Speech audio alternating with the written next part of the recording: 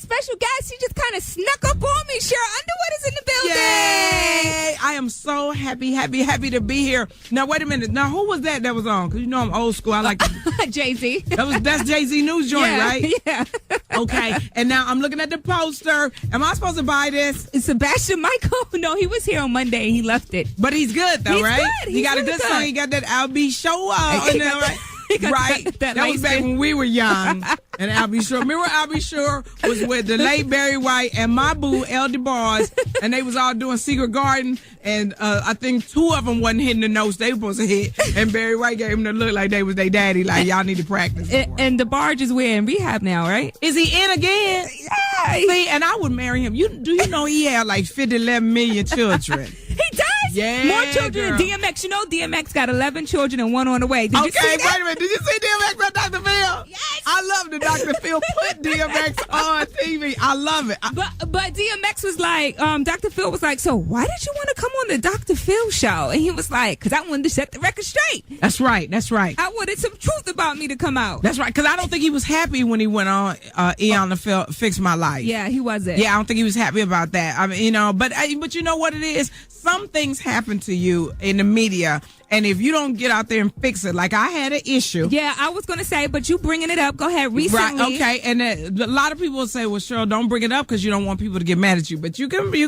All right, so basically, you made a comment about some nappy hair. Yes. But it actually re-aired. They didn't catch it the first time around. It was the re-air. That's right. That's why I was shocked. Because, see, what happens when you I'm on the talk on CBS, right? Yeah. And when you come to the Richmond Funny Bone tonight, we got 2 shows tonight and 2 shows tomorrow. When you come to the Funny Bone, I tell the story about how I got the job.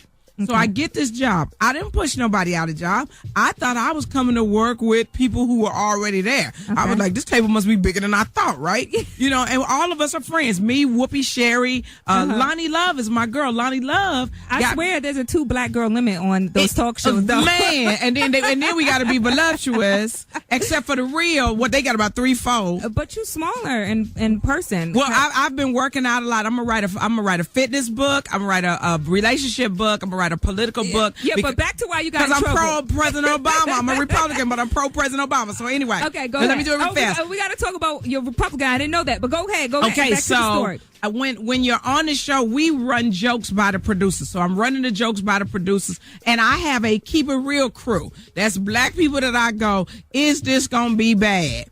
Or am I bucking my eyes too much? Or am I eating too much bacon? Because when you're on television, it's a broader audience. That's right. It's a different type of audience who would particularly watch you in a certain setting. That's right. That's right. And I had told these jokes before, and they're the same jokes and positions Chris Rock said on his movie, Good Hair. Right. So I was speaking about myself. And we're an entertainment show, not a political show. Right. And when we come back from break, because I'm sure you got to go to break, right? No, go ahead. Finish the story. Oh, you good? Okay, because I don't want you to mess up your good job. No. Right here. But finish the story because it's okay. good. So I start talking about the fact that the way it was presented to us as the topic, because the talk is an entertainment show. We're not a political show. We don't have debate on our show. We all really like each other, right?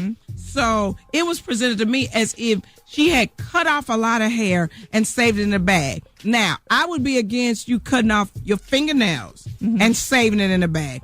I know people that save baby umbilical scab. So you got a baby. I got a baby. You saved the scab. I got it. Okay, Yes. you got it in a bag, right? In a Ziploc bag, and it's in his baby book. What I tell you. Now, that's what I was talking about. I was saying it's still nasty to save what is essentially growing out of you, cutting it and saving it. And I still have his baby hair in a plastic bag. You got his baby hair in a plastic bag. Now, it came out, and that's why I apologized in the media, that it hurt our people who are still very hair sensitive. And I even asked people, I said, why are you angry with me when we spend more money in beauty salons and barbershops and we chemicalize our hair? But you're angry with me. I have never seen anybody go into the hair place and weave in natural hair. They may twist in some different things, maybe some wool, maybe even some natural hair, which I was correcting. And my political point was, we don't even own black hair care institutions anymore. Maybe Dudley is still black owned. I don't even know if Soft Sheen, if where I'm from in Chicago, is still black owned. You know what I'm saying? So that caused a lot of groundswell. But what I learned was, I'm famous now. Yeah, you've made it. You arrived. That's right. I was getting phone calls from people going, bad joke, but I understood your premise and position. And then I had Curly Nikki. She talked to me. And then I made a good friend, Denise Mosley, who is with a girl empowerment organization. So we're going to go around the country and talk to not just little girls and little boys, but I have an HBCU education initiative where we're going to raise money for historically black colleges and universities and try to increase diversity by talking to gay, lesbian, bisexual students, Hispanics, disenfranchised whites, Native Americans to go to HBCUs so that we may be historically black in origin, but we're going to diversify so that the history of this American educational institution. So that joke turned into something bigger. It turned into something much bigger, and I was getting these secret phone calls from very famous people of all kind of races going, welcome to celebrity. Yeah. What hurt me the most was nobody ever asked me, what did I mean? What did you mean? What was I trying to say? Hold that thought, because that's what I'm going to find out when we come back. What did you really mean by that joke? Hold it. We'll be back. It's Girl Talk with my sister. So excited. Did you date him, or it was just a friendship? Like you said, elite only. We're just friends. None other than TT Torrez right here. All right, if you are just tuning in, we are talking to Sheryl Underwood. I so love her. Our conversations behind the scenes are incredible. And where we left off at was, what did you really mean by the comments that were blown out of proportion on your talk show? On the talk that airs on CBS, correct? Yes, on CBS. And I do understand why people were upset, because, you know, when you're talking and you're on the air, what you're thinking about is don't curse, do the jokes as they've cleared them, because somebody from standard and practice will clear it. And then if when we're talking all back and forward to each other and you hear me say, well, that's just nasty. If it comes right after hair, black hair, natural hair, then it sounded like I meant natural hair was nasty. Or I hate myself. That was one of the biggest things everybody was saying. I hate myself. And I don't hate being black. I don't hate who I am. You know, I may chemicalize my hair because I tried to wear natural hair. It was very painful to my scalp. But people were saying, well, you making excuses. No, I'm really trying to tell you everything that was going through my mind in talking about this. My job is to be funny. And what happened was I made an inappropriate joke. That's why it was easy for me to apologize, because it was easy for me to accept my wrong. I'm not a person saying I was not wrong. What I'm saying is now I'm in the mainstream. The burden is totally different now. Yeah. My intention, and you notice that I never spoke against Heidi Klum or her children. And specifically because they're black. They're still black in America. You're still black. Yeah. You know, and I never want to talk about anybody. I may give an opinion about something, or if you hear me talk, it's mainly to talk about myself. And then people criticize me saying, well, you said Sarah hair was luxurious. And Sarah Gilbert, the girl from Roseanne, sits on my left side. I see what all these women go through every day. Aisha, you know, people criticizing her, where she came from, who she's married to. Miss Osborne criticizing, Julie criticizing, Sarah criticizing. So I didn't want to bring negativity to the table, so I spoke what I felt. Her hair was silky and beautiful. Like, I'm looking at you right now, knowing good and doggone well, you's as a sister of a sister, as hard of a sister as anybody in the world. But if me and you was walking together, they'd be looking at you like, why you walking with this gray gal? One. Why you walking with this mixed race? Why you walk? She thinks she better because her hair is straight and her skin is light and butterscotch and cappuccino. Am I right? Yeah. So you got to be harder black.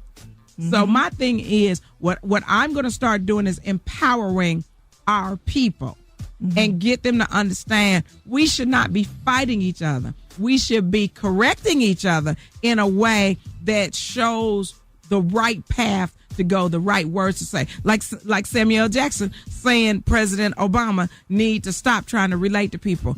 Now, he has a right to his opinion, but do you feel you should say that about our president when he's always under attack? Because he's a great president who happens to be black.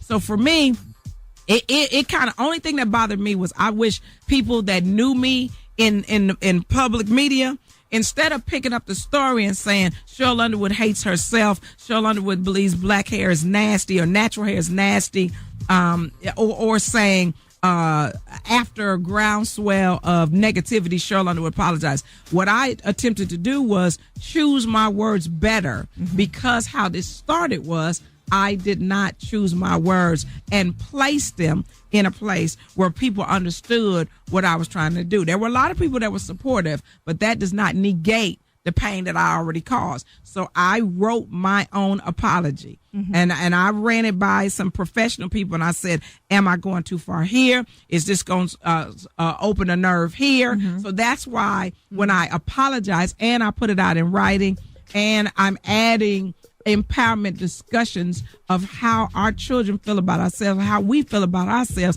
And it's not always self-hate. Yeah. It's just, this is how I feel. So you don't think it's nasty for a person to choose to wear their natural hair? Not at all. Not at all. As a matter of fact, there are pictures of me wearing natural hair. And right after I got my hair transplanted, because it's thinning. And so I went to Bosley Hair Club for Men to get my hair transplanted. No joke. Type in Sheryl Underwood, you're going to see a picture of me, and I got an Afro pup, but this is my natural hair. But my hair is still fine, and it's painful to my scalp to try to comb it and do stuff with it. And people say, well, you must like being half white because you wear European hair, you wear fake hair.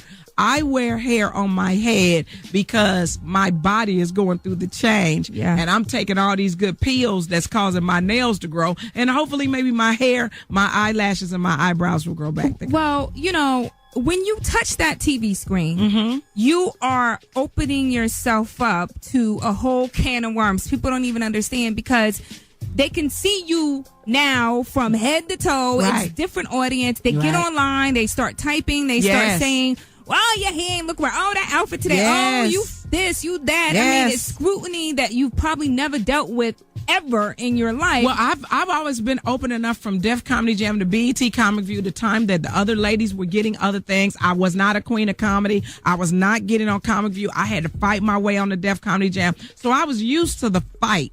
What I was not used to was my people not wanting to talk to me about it, but because I had become mainstream famous, wanted to attack me as a sellout. But when I told a joke on Comic View, on BET's Comic View, about a comparison of the civil rights movement in the 60s and the homosexual struggle, for at least 15 years, I could not get a job. Wow. I couldn't get a job. So I had to reinvent myself. And then I had to look inside myself and go, what are you showing? Was I ashamed of the joke? Absolutely not. I'm never ashamed of my joke. I'm ashamed if I don't appreciate the reaction, good or bad. See, right now, everybody's telling me how wonderful I am. You're the best part of the talk. You're the reason that I watch, and I'm getting other opportunities. But there's a burden to that, which is a good burden. You have to understand, I don't curse on TV and radio because a child may be watching, and I don't want them to ask their parents, explain this. But how do you deal with the scrutiny that comes with this mainstream success that you are now able to have because you're on every day, because you're on CBS, you know, because you're on a major network every day? Well, first thing I do is I pray. I get on my knees, I pray and ask God, search my heart. Tell me what direction I need to go to. If I need to go on radio with you or with anybody else to say, I'm sorry, I'm sorry. If like people said, oh, well, why do they always have to have fat black girls on TV? You know what I mean? Okay. I said, okay, I like being voluptuous. But how do you answer that, though? I answered, I like being voluptuous. Dudes was not even talking to me until I put on an extra 50 pounds. And I knew I was a dime piece when I was 135. But then I started to think about it. Wait a minute, Sheryl, write a fitness book. And that's what I'm getting ready to do. And then it's like, okay, why you always hugging up on the dudes? Because I'm the only single woman at the table. And why wouldn't you hug up on? You send me to the Super Bowl and you think I ain't going to try to holler at somebody so I can, get in where I fit in?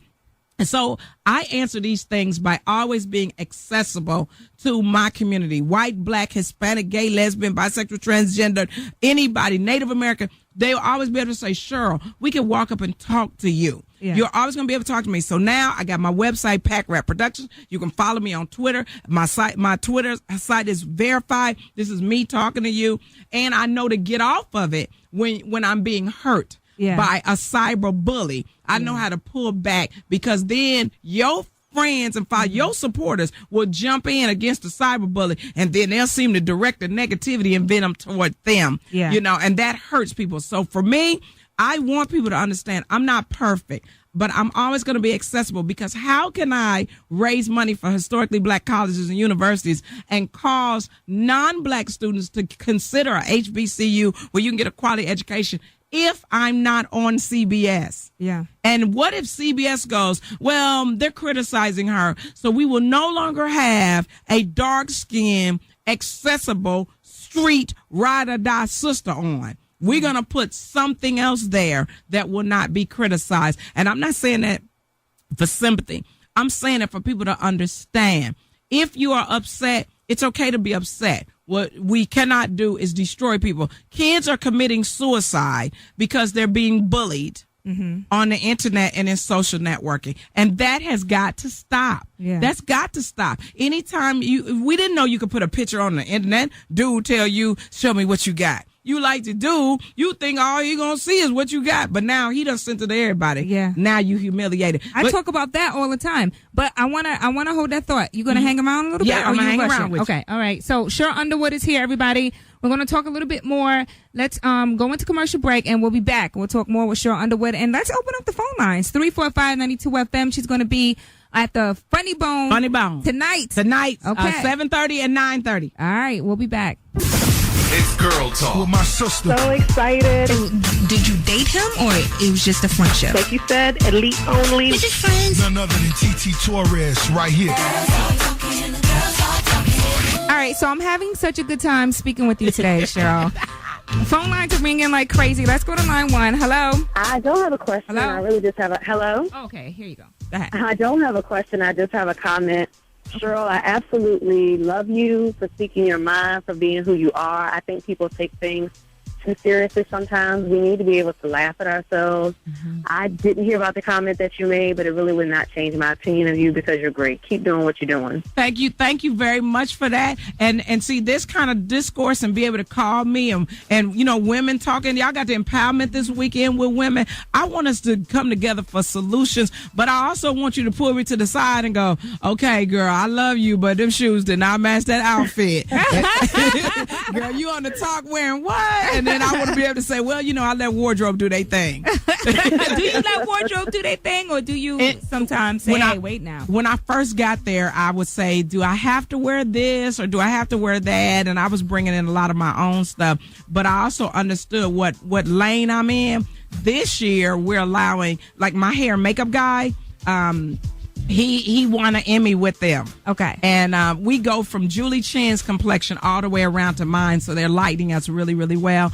But I told them, I said, whatever y'all going to put on, I'm going to wear. And they said, are you sure? I said, yeah, because when the note comes back from the network or the people start calling in going, sure, what are you wearing? You'll be able to decide, is that something you want to do? Plus, I'm losing weight. And I'm getting more tone. Okay. And so I get to wear different stuff now. My shoes are just killing me, but it'd be some sharp shoes. Do you get to keep any of that stuff?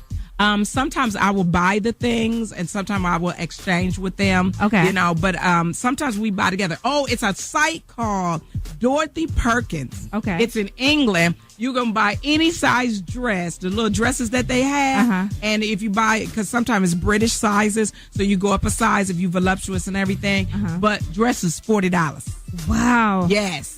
Oh, wow. Yes. Dorothy Perkins. And Topshop is really good. Yeah, I do Topshop. They can be expensive, Topshop. Yes, Dorothy Perkins is much cheaper. Oh. And some of them are stretchy, and you could go from the club to church. Oh, amen. Well, thank you for your call. Let's go to line 2.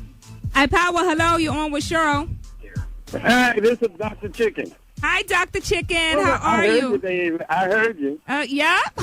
Sheryl Underwood is in the studio. Oh, my girl. Hey, Dr. Chicken.